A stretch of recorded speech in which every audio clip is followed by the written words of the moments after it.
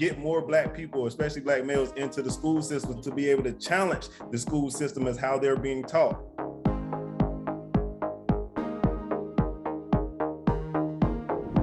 Why do you feel like it was so important when you had that Black male therapist? What was it that made the difference between him and a white female therapist that may have said the same exact words? I think that one of the major things for my therapist was the fact that he was himself.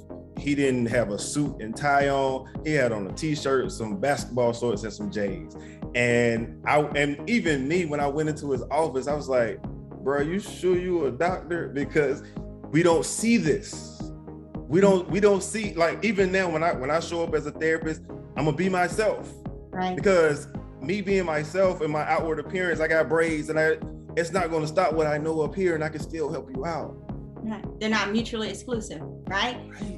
That my authentic true self allows me to come in. If I am vulnerable with you and say, this is me, then you can also say, and this is me. I think that's one of the major things and then also understanding the research. So like the evidence-based practices and all of that stuff.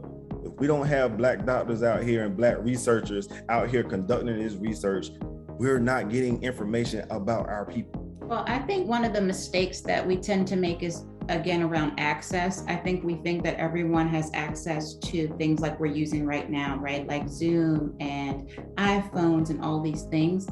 And a lot of advocates that I work with and who I know across the country feel like the best way to advocate, it's boots on the ground.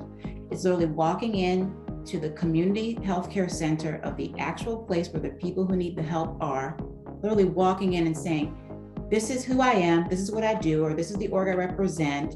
Here's information in your language. Here's, phone numbers that you can call and speak to someone who speaks your language, who understands your culture. I have access to these resources, and I just want you to be able to have them too. And let's be real, if a white researcher goes into a Black community or a Hispanic community or a Latinx community, they're not going to get the information that we could get if they look like us.